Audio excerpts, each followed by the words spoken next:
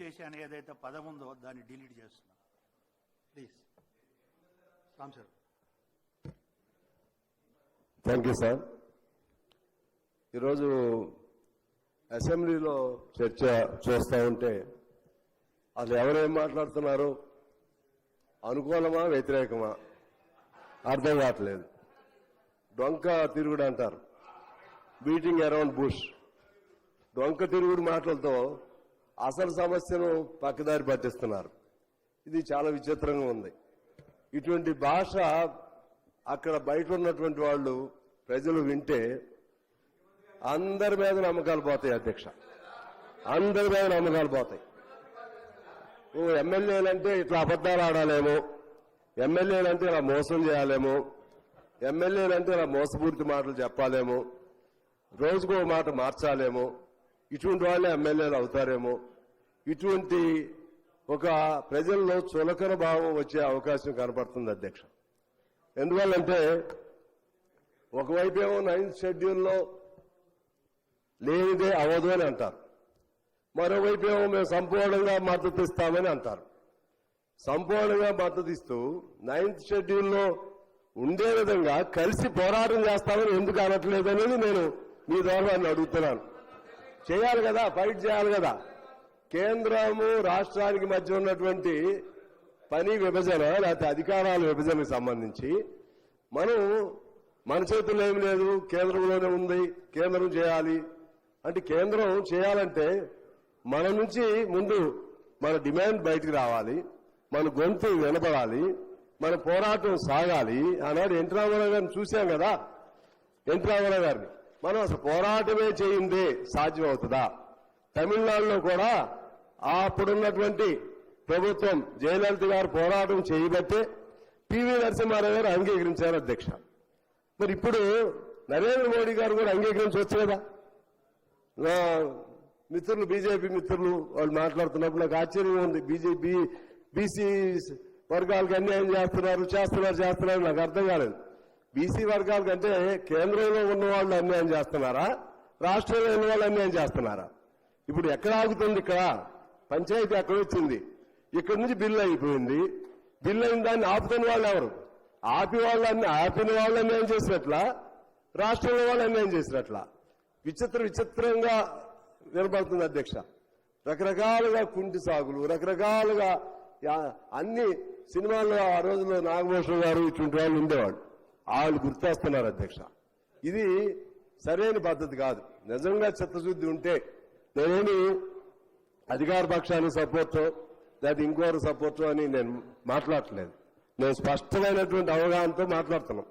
మా పార్టీగా కూడా 42%ని ఇవాళ ఉదయం మా జనరల్ సెక్రటరీ రాజా గారు కూడా అభినందన చెప్పి వెళ్ళారు. మీ రాష్ట్ర ప్రభుత్వం మంచిగా చేసింది, మంచిగా దాని మీద ఫైట్ చేయండి అని. ఆనాడు ఎస్సీ వర్గీకరణ కూడా రాష్ట్ర ప్రభుత్వం చేసింది. నాకు తెలిసి it's a revolutionary step forward. ఎక్కడ ఇంతవరకు ఏ రాష్ట్రంలో కూడా చేయలేదు అధ్యక్ష. దీనిపైన మనం తీసుకుని ముందుకెళదాం. ఇవాళ మీ మంత్రులు ఎంతమంది ఉన్నారు, లేదా ముఖ్యమంత్రి ఏంటి, ఆ ముఖ్యమంత్రి ఏంటి, ఈ ముఖ్యమంత్రి ఏంటి, ఇవి వెనకటి నుంచి వస్తున్నటువంటి వరుస క్రమంలో కొన్ని చేర్పులు మార్పులు జరుగుతూ ఉంటాయి. అన్ని కావాలి, మీరు తీసుకోండి. ఇప్పుడు ప్రధానమంత్రి మీరు కదా, ఎన్ని చేపిస్తే మంచిగా ఉంటుంది. అన్ని కావాల్సిందే. అయితే ముందు ఇది కానివ్వండి. ఇది అయితే అన్ని ఆటోమేటిక్ గా అన్ని ఆర్డర్లో పడతాయి అధ్యక్ష. ఇది నేను అందుకని సిపిఐగా మేము స్పష్టంగా చెప్తున్నాం. మనం అందరం చిత్తశుద్ధితో కలుద్దాం. చిత్తశుద్ధితో ఇవాళ ప్రభాకర్ గారు చెప్పినట్లుగా మూడ్ ఆఫ్ ద హౌస్ అంటే అల్టిమేట్ గా నాకు తెలిసి నోబడీ విల్ అపోజిట్. కానీ ఇన్ని మనం శాపనార్థాలు ఇన్ని రకాలు మాట్లాడినా ఇప్పుడు ఫైనల్ గా పాసింగ్ ఆఫ్ చెప్పినప్పుడు అందరూ చేతులు ఎత్తాల్సిందే. మరి అందరం చేతులు ఎత్తినప్పుడు అంటే mood of the house unanimous గా అయినప్పుడు గవర్నర్ గారి బాధ్యత కూడా ఉంది. గవర్నర్ గారు దీన్ని మళ్ళా పైకి పంపించడం అంటే ఇది అన్యాయం. అంటే గవర్నర్ వ్యవస్థను అడ్డం పెట్టుకుని దుర్వినియోగం చేస్తున్నట్లుగానే భావించవలసినటువంటి అవసరం ఉంటుంది అధ్యక్ష. అందువల్ల ఏకగ్రీవంగా తీర్మానం చేసినా, ఏకగ్రీవంగా బిల్లును ఆమోదించినా కూడా దాన్ని కూడా ఆమోదం లేకపోవడం అనేది అది మంచి పద్ధతి కాదు. అది చేయాలని చెప్పి నేను కోరుతా ఉన్నాను. అదేవిధంగా మోడీ గారిని మా బీజేపీ మిత్రులు అక్కడకు వెళ్ళాలి, వెళ్ళి పివి నరసింహారావు అంగీకరించినప్పుడు మీరు ఎందుకు అంగీకరించరు? మీరెందుకు? రాహుల్ గాంధీ పోరాటం చేశాడా? రాహుల్ గాంధీ చేతుల్లో అధికారం లేదు కదా. రాహుల్ గాంధీ కాదు కదా చేయాల్సింది. రాహుల్ గాంధీ ఏం చేస్తాడు? హామీ ఇస్తారండి, ఫైట్ చేస్తాం, ఫైట్ చేయాలి. వాళ్ళైనా హామీ ఇవ్వకుండా ఎలా ఉంటారు? హామీ ఇచ్చే కదా ఫైట్ చేస్తుంది. పట్టువదల విక్రమార్కుల్లాగా ఇప్పుడు 4వ సారి కూడా పెడతానే ఉన్నారు. మరి ఎక్కడో చోట ఫైట్ జరగాల్సిందే కదా. మీరు హామీ ఇచ్చారు కాబట్టి మీరు సావండి వదిలేస్తారా? అడుగుతారు రాష్ట్ర ప్రభుత్వం, మా హక్కు ఇది, లేకపోతే బీసీల తరఫున మేము అడుగుతున్నాం అని చెప్తారు. చెప్పినప్పుడు దాన్ని అంగీకరింపజేయవలసిన బాధ్యత పైన ఉండే వాళ్ళకు ఉంటుంది, వాళ్ళ సపోర్ట్ ఉన్నటువంటి వాళ్ళకి ఇక్కడ ఉండే వాళ్ళకు ఉంటుంది. ఇది అందుకని ఇది ఎన్ని చెప్పినా అధ్యక్ష ఇవన్నీ కుంటి సాగుల్లా కనపడుతున్నాయి. ఇది అన్ని కుంటి సాకులే. వాళ్ళ ప్రయత్నం వాళ్ళు చేశారు, మన ప్రయత్నం కూడా మనం చేద్దాం, అందరం ఏకగ్రీవంగా తీసుకుని వెళ్దాం.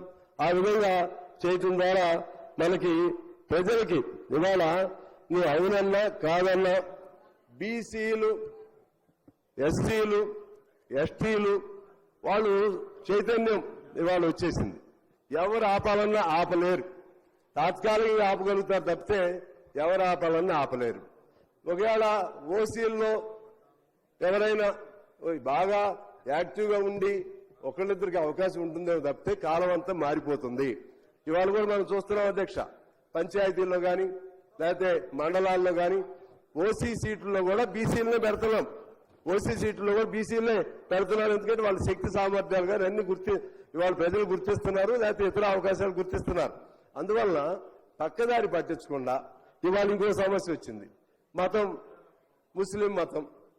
మతం అనే పేరు ఎక్కడ ఉంది అధ్యక్ష? ఇందులో ముస్లిం ఆ విశ్వాసాన్ని పాటించే వాళ్ళల్లో కులాలు ఉన్నాయా లేవా?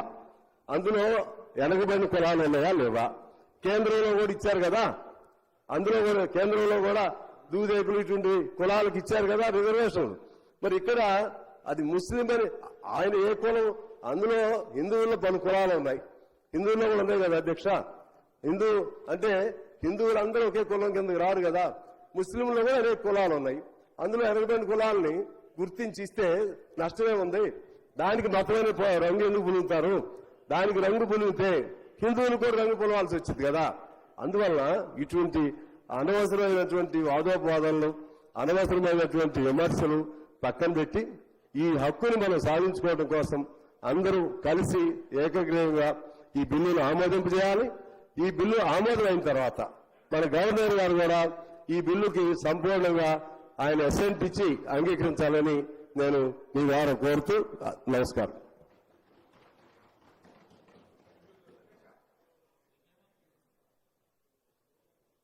అధ్యక్ష, ఇంతకుముందు కేటీ రామారావు గారు మాట్లాడుతూ బీసీ బిల్లు